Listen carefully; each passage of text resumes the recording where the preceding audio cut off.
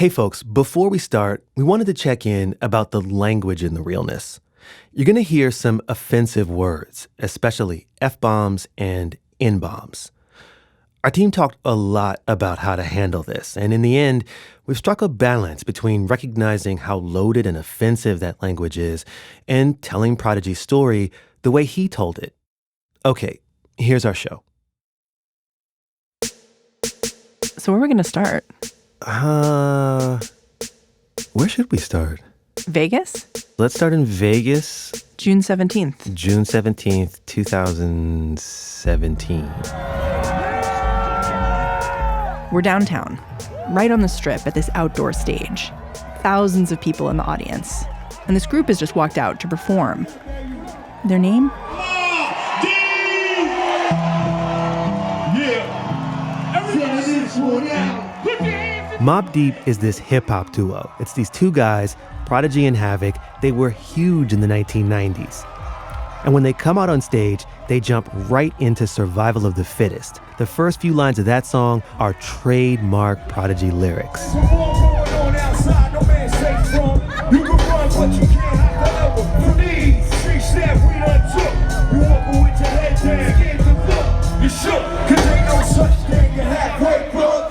The other thing you need to know about Las Vegas right then is that it's hot, like over 100 degrees, even though the sun is setting and it's packed.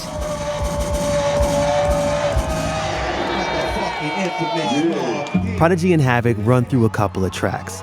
And then, as the mob, I think almost always does, they cue their classic club-destroying, groundbreaking song, Shook Ones Part 2. We got stuck on some real shit. We need the information. Heard of us. Official queens, murderers. Far from a quick to warfare. Beware. Crime family who got enough shots to share. In that heat, everyone's got their phone up.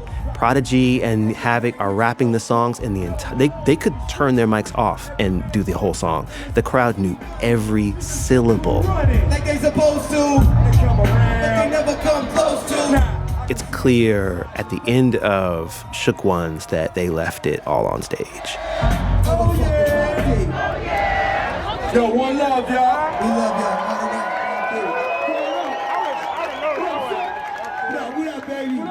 So Prodigy walks off the stage, and he looks happy, but you can tell looking at him that he's tired.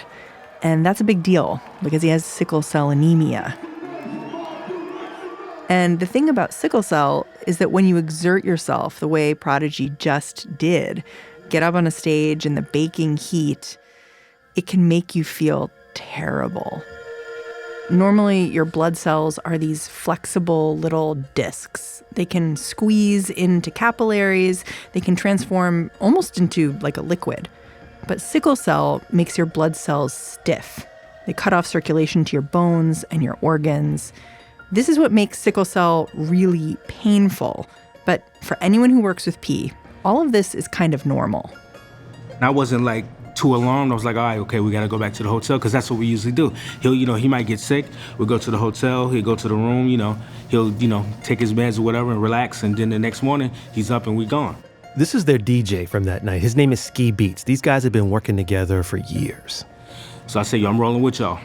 While I was in the car, P, he was talking. He's like, oh, man, I don't feel good. I might have to go to the hospital today. But it's crazy because when you looked at him, P always had that crazy smile like, oh, man, I'm gonna have to go to the hospital. I ain't feeling good. But he was kind of smiling like, you know what I'm saying? So you couldn't really gauge how bad, what was going on with him. So they get back to the hotel, and everyone says their goodnights. They go back to their rooms, and that's it. Until a few days later.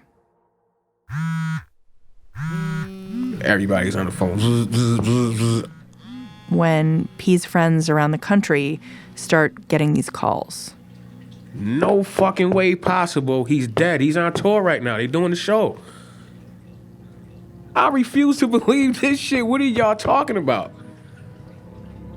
In the summertime, you talking about this sunny day right here that we having right now? I'm in here making beats. Prodigy is dead right now. Son, it's over. He gone.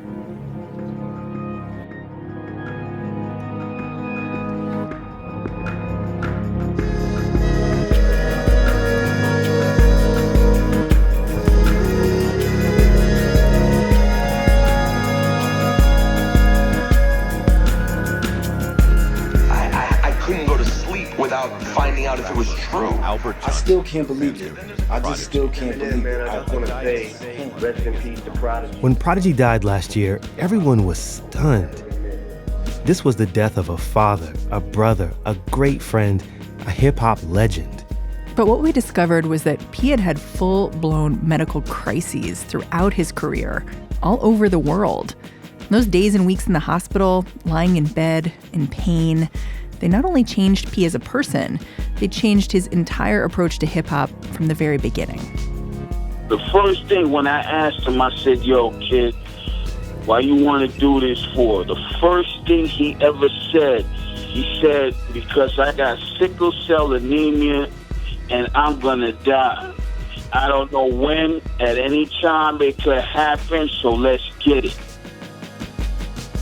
And just in case you think you don't know Prodigy, you know Prodigy. He's influenced countless other artists. Kendrick Lamar, Eminem. He's been sampled by Mariah Carey and Lady Gaga. We're gonna tell you Prodigy's story, but we're also gonna tell you the story of sickle cell. 100,000 Americans, mostly black folks, are living with this disease every day. It's a story about race and institutional neglect. It's about who gets care in this country and why. But listen, it's also about an MC, a guy from Long Island, New York, whose influence is still felt today. To really get Prodigy's music, you gotta understand his life with sickle cell. Both of those things together. I'm Mary Harris. And I'm Christopher Johnson. This is The Realness.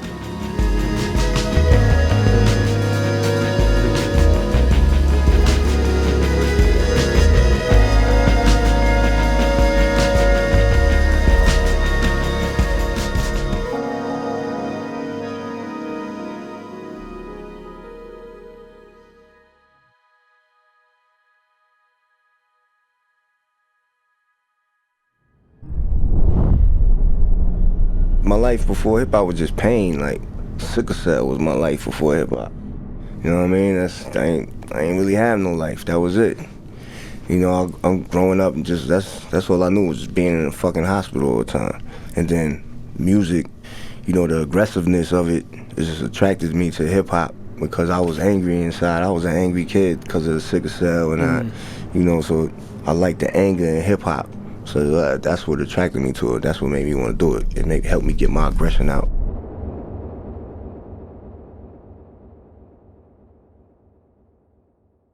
So just a few months before he died, Prodigy went on Questlove Supreme podcast. They call me P. Yeah. HNIC. Yeah. And he told this one story about how he came up in the rap world. It goes back to high school, a place in Manhattan called Art and Design. My first year of high school, in my photography class was a kid named Black from the Bronx. And we got real cool, kicking it every day in class. And one day, Black says to him, like, I want you to meet my friend. He was like, yo, man, y'all both rap. Y'all both about the same height. You know, I'm going to introduce you to him after school. It was this guy who everyone called Kiwi. So little did I know that these niggas were setting me up to rob me. I used to wear mad jewelry. Like, I used to have I thought I was Slick Rick, dog. I used to have hands full of rings, mad chains and shit. Prodigy actually talks about getting robbed and being scared of being robbed a lot as a kid. He even started carrying a gun to school to protect himself. But still, he didn't suspect a thing. I was like, I'm cool with Black. We cool. King, he seemed like a cool dude. He was like, yo, y'all should make a group. I'm going to introduce you to him after school. I'm like, all right, bet. So Prodigy and Black, they walk outside to meet this kid, Kiwi. And there's a fight right in front of the school. So I'm like, we looking at the fight. It's these two kids, and one of them pulls out a knife, and he slashes at the other kid, but he misses. Missed him. Hit his, like, leather jacket, and, like, motherfuckers dropped niggas, like, got the knife out his hand. And they realize the kid who almost just got stabbed, it's Kiwi. And that kid with the knife, Kiwi starts whooping his behind. And the crowd like flips out. The way Prodigy tells it, they actually lift Kiwi up in the air and they carry him. I swear to God, all the way to the train station after the fight. Wait, we can't just go past that. Do you think that actually happened? I mean, P's telling of it is that they lift him on his shoulder like he won the game. Yeah, like scored the winning touchdown, like, woo! So, you know, We following him to the train station. I'm like, this is crazy. Like, all right. So after they put him down, we get on the train. We meet each other. So I'm like, yo, where we going? He's like, we're going to Ravenswood. This is the Ravenswood housing projects in Queens, New York. I'm like, Ravenswood? I'm like, my grandmother from Ravenswood. He was like, a word? He's like, my grandmother from Ravenswood.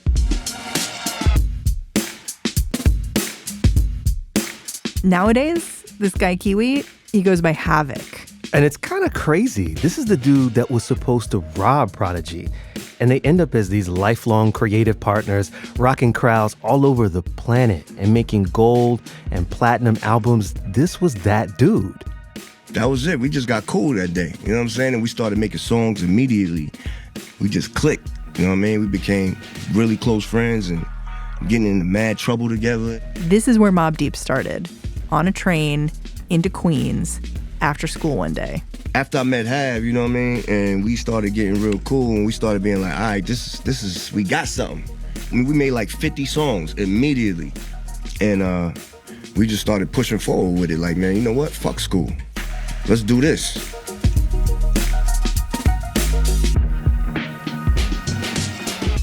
The way these two kids decided to go get a record deal. What we used to do is look on the back of albums. All right, here's the address. All right, come on, let's cut out of school. Let's take the train, go down. And they would stand in front of record label offices. And with the headphones, Walkman, and we should just stand outside the door like this and wait for the rappers to come out, you know what I mean, or whoever to come out. And we seen, you know, a bunch of different rappers come out. We should be like, yo, listen to our demo tape. And, like, and this worked. They got a record deal when they were still teenagers. I don't know, they had, I guess they were about 13, 14 maybe at the time, and two little badass kids from Queensbridge. Scott Jacobs is a producer who worked with Mobb Deep back in the day, and he's probably got their ages wrong, but this just shows how young they looked. I always remember T's little line talking about something about baby Slick Rick, little Rick the ruler, and in my pocket there's a fat bag of Buddha. You know what I mean? It's like my first instinct is like, what are these 13-year-old kids doing talking about bags of Buddha? You know what I'm saying? So in 1993, the Mobb releases their first album. They call it Juvenile Hell. This is a song called Peer Pressure. It's one of the biggest singles to come off this album. It's got this punchy energy. The pressure, dealing with the pressure. As a young black teen, every day I deal with the pressure, and mixed up is how I feel. I walk the streets with a you attitude, and when it comes to my peoples, you ain't half as rude. Some pretty big-name producers made the music for this album, and Prodigy and Havoc, they got a nice chunk of change to make it. You know, that was the big deal back then, getting a major budget and then blowing your budget. I remember Prodigy pushing like a Sterling, could barely see over the wheel. Back in the days, they had like big cables that weighed more than them. And I mean, but with that said, they had some of the illest cats around them helping them develop that record. So then they set out to actually try to sell this album. You know what I mean? Then we go off on a little promo run. We doing an in-store one day in D.C. They go to a record shop. Remember record shops? And we walk into the in-store. And all of a sudden over the loudspeakers comes this really lovely jazz piano riff.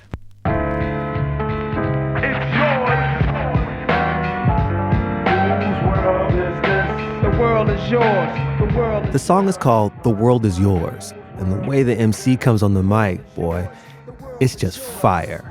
I sip the Don P, watching Gandhi till I'm charged and writing in my book of rhymes. All the words past the margin, the whole of mic I'm throbbing. Mechanical movement, understandable smooth shit that murderers move with. And Prodigy and Havoc actually know this guy. His name is Nasir Jones, but at this point, everyone's just calling him Nas. Illmatic is playing. We never heard it before. And at that moment, Prodigy says they had this realization. We're like, oh, shit, yo. You hear this shit? We was like, yo, pack this shit up, man. We went about this all wrong. You know what I'm saying? And that brought us down to reality, basically. And they realized that what Nas was doing, that was the kind of stuff that they wanted to be doing. They didn't want to just get your head to nod. They wanted to make timeless rap songs. And Juvenile Hell was not that. You know what I'm saying? Because we could hear the difference. We could hear it. There's a big difference between the thought that was put into writing the lyrics, making the beats. He put some serious thought into that, and we didn't. We were just fucking around being little dumbass kids, like, you know what I'm saying? Like, feeling ourselves, yeah, we got a rap deal. Yeah, I got gold tooth. Yeah, like, you know what I'm saying? Mobb Deep's album, it only sold about 20,000 copies. Our arrogant, asshole attitude, that's why that album came out, like, and underperformed. And it was, like, not really, we didn't put our heart and soul. We didn't understand that this shit is not a joke. Like, you can't just do whatever and people supposed to kiss your ass and like it. You gotta make timeless, you gotta make some shit that stand the test of time. And we didn't understand that. We was very arrogant. We was very, cocky on some bullshit. And not long after that, Prodigy and Havoc got dropped by their record label. Yo, our hearts was broken. You know what I'm saying? Because we was like, yo, this is what we want to do with our life. So we was like, hold on. No. We got to show people who we are. We got to tell our story the right way. We got to put, like I said, put thought and put meaning, put your soul, put your heart into the music. Like, you know what I mean? Tell your story, man. Like, you know what I'm saying? And we had the attitude, like, we're not going to, this ain't going to happen again. You know what I'm saying? 1,000% for sure. This is never going to happen again. You know what I'm saying? They decided to start over. And what they came up with, man, this album, the infamous, that record would help define a generation of hip-hop in the mid-90s. If you listen to the first track, it's called The Start of Your Ending. You can hear how they have totally reworked their sound. I keep real back still like my man YG. When the fool try to play me with them up, then I'm Swayze. You must be crazy, kid, man, I never did. Forever wild, and that's how we live up in the bridge. It's a total 180 from what they were doing before. It's slowed down. It sounds composed. It's gorgeous. It's Mobb Deep's second album, but a lot of people think of it as their first one. Including Prodigy. Yeah, Prodigy sometimes just refers to it as their first album. The music on Juvenile Hell sounds like a lot of other hip-hop out at the time, but the music on The Infamous, even today, nothing sounds like The Infamous. They changed, they made the music dark. When I hear on their beats, I say, damn, the light went out. What happened? Oh my God. It just became dark and like really gritty. And it was like, yo, I want to hear this. And this is one of the first hosts of a show called Yo MTV Raps Today. This is Dr. Dre. Also known as AKA Wonka Dre, also known as Big Daddy Original Concept Dre, also known as, I don't have all those AKAs, I'm just joking. So, like Dre says, yeah, the music was dark, but man, it was also electric. This is another track from the infamous album. It's called Eye for an Eye, and when this stuff played in the club, it just made people feel some kind of way. As time goes by, an eye for an eye. We in this together, son, your beef is mine. Oh man, you want to start beating and fighting your boy and grabbing and jumping around. Yo, listen, this is that thing, yo. And women started feeling themselves. You started going, yo. It was a different thing. But it also sounded like they were kind of rejecting all of that bouncy energy from Juvenile Hell. Other rappers were having fun with their music. But Havoc and Prodigy, they had vocals where, like I said, it was almost like they turned the light out in the room and you were like, yo, I want to hear this. And the smoke started filling up around you. That was the vibe you guys like, yo, this is something dull. This is Mobb Deep. And when you compare The Infamous with their first record, part of what changed their sound was Sickle Cell. The big thing about Juvenile Hell is production-wise, Prodigy was more the producer. This is Scott Jacobs again. He says Prodigy's disease flipped the roles that P and Hav had in the group. When they started out, Hav was doing a lot of the writing. So Havoc was doing a little ghost writing for P, yo, say it like this, say it like that, whatever. Go back, listen to Prodigy's flow. It's very animated, it's very excited, and that's basically Havoc. Now, when they were making The Infamous, Prodigy was getting sick, the same way he always did. So what happens is Havoc is home, right? But any background for any kind of thoughts or ideas always stem from the music first. He's having to go to the hospital for hardcore pain relief. He's doped up. He's on morphine. So what's Havoc supposed to do? Wait for P to get home in order to start writing? So Havoc starts to learn how to program the machines. And Prodigy, who's spending most of his time on his back, right, starts writing more. And Scott Jacobs tells a story about asking P about, hey, why'd you change your flow? Why'd you change your style? He was like, yo, I was just laying in the hospital, man. You know, I was all numbed up. And, you know, I was like, rather than get all excited or whatever, he said, I'm going to just talk to these niggas. And that's going to be my style. So this is where it happens, the way that P stepped to the mic. Ill, slowed down, plain-spoken flow, the one that hip-hop fans came to know even when Prodigy sampled on other people's music. It came from Sickle Cell.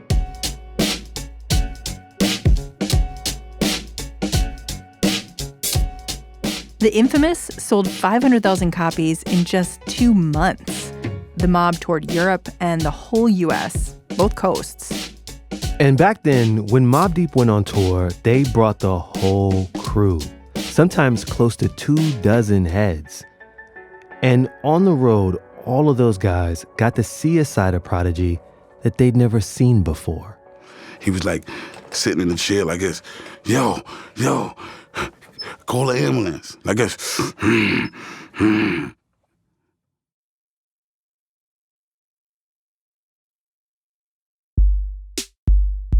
We wanted to get a better sense of what Mobb Deep's early days were like. We reached out to Havoc, Prodigy's partner for so many years, through his friends, family, managers. No luck, so far. But there are other people who were just as close to P back then. Yo, this is Big Twins, Queensbridge finest, infamous Mobb crew. Twins was a part of this huge crew of guys that would roll with Prodigy and Havoc wherever they went. When did you first meet Prodigy? When I was like 14 years old. We was over there by Havoc's grandmother crib in Ravenswood, and Havoc and P just walked up. Twins grew up down the block from Havoc. When he said, yo, we're going to start this new group called Mobb Deep. And I was like, why is Mobb Deep? He was like, because we're going to go to the club Deep. It was over after that. Twins and Havoc lived in Queensbridge houses. This is the biggest public housing complex in the country. It was pretty rough when they were growing up, but it was also a source of mad inspiration. Queensbridge is almost like a character in Mobb Deep's music. And Prodigy, who was actually from Long Island, a lot of people assume he's from the bridge too. For me, I thought it was kind of weird because he had a nice crib in Long Island.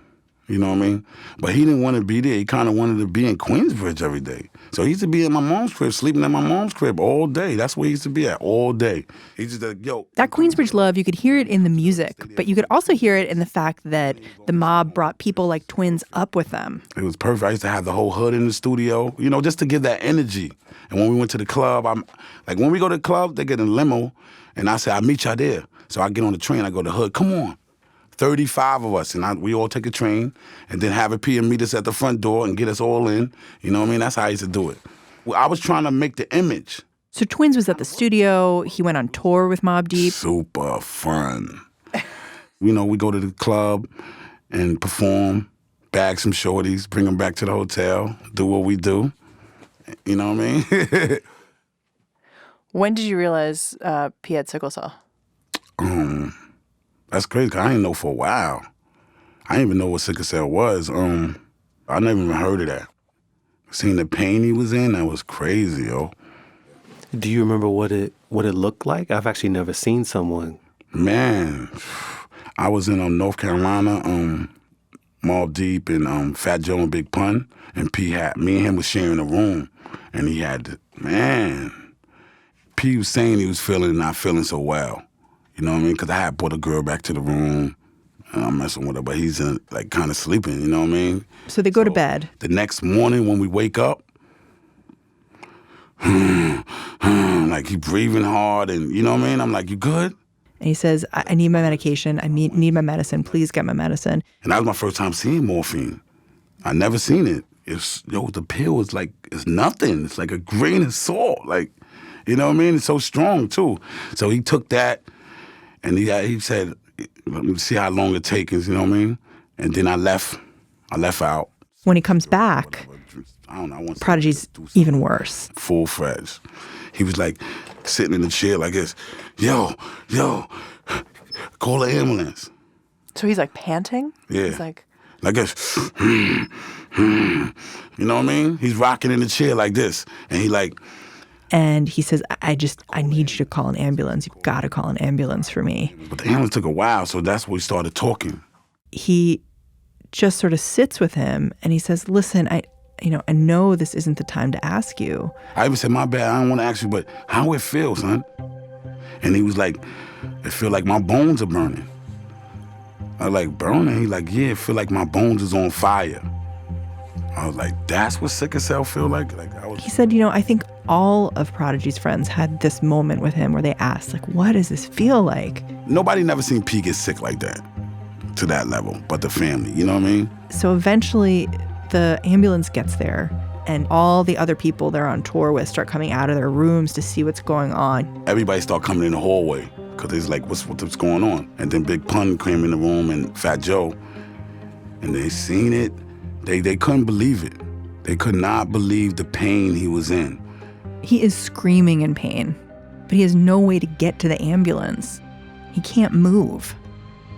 I just seen them crying. They just start crying immediately. So Prodigy's boys get in formation around him, and they pick him up in his chair, and they carry him out to the ambulance. And, Pun and when they want to talk for hours after that, how he lived like that, huh? You know what I mean? I was like, I'm kind of new to it too, you know what I'm saying?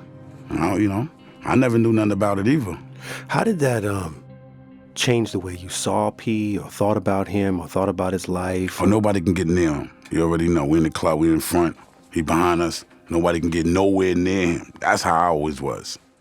These guys were already really loyal to each other. They rolled Mobb Deep for a reason. Strength in numbers to protect each other. They live by this code. Mobb Deep had a song called Eye for an Eye. We're in this together, son. Your beef is mine. So now Twins sees one of his closest friends go through this attack, and he decides he's gonna protect Prodigy. Once I knew he was sick, then it was another level holding him down. You know what I mean? Nobody can get near him, watching everybody, because we think something could happen to him if he get hit hard or knocked out, or, you know what I mean? Because it's, the sickle cell, we don't know how crazy it is. So we really treated him different after that. One of these guys from the mob told me, we protected him like he was the president. And I feel like that was because they loved him, but also because they'd seen this tremendous vulnerability in him. P couldn't help it. This was his life. And I think these guys took that really seriously. I hate that sickle cell. I hate it, man.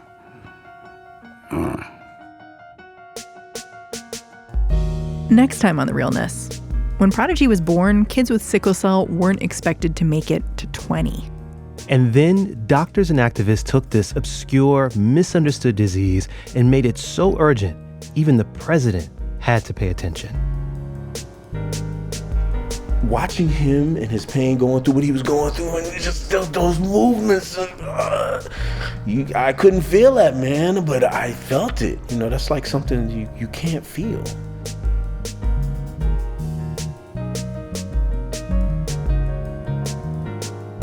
The Realness is a production of WNYC Studios, hosted by me, Mary Harris, and Christopher Johnson. Our editor is Christopher Worth. We had help from consulting producer Kathy Yandeli and associate producer Aaron Mathewson. Celia Muller makes sure we're legally in the right. Michelle Harris is our fact checker. Jared Paul is our engineer. Casey Means is our technical director. Our team includes Amanda Aronchik and Audrey Quinn, along with Stephen Renaud, Caitlin Sullivan, Ariana Jones, and Nikki Galtland. WNYC's Vice President of News is Jim Schachter. Trumpeter Christian Scott wrote our theme song and composed a lot of the music in this series. Additional music by Melanie Sue. Thanks to NPR for sharing audio from their podcast, Microphone Check. And thanks to Pandora for sharing audio of Questlove Supreme. A heads up from them, you can stream their Sounds Like You concert online. That performance included a rendition of Mobb Deep's Shook Ones Part 2 by Nas. It was recorded just a few weeks after Prodigy died. Special thanks this episode to Ben Adair, whose initial guidance made the whole thing possible. We also want to show love to Prodigy's friends and family who gave us their time, welcomed us into their homes, and shared their memories of a man they treasure. WNYC's health coverage and the Realness is supported in part by the Robert Wood Johnson Foundation, Jane and Gerald Katcher and the Katcher Family Foundation, Science Sandbox, an initiative of the Simons Foundation and the Alfred P. Sloan Foundation.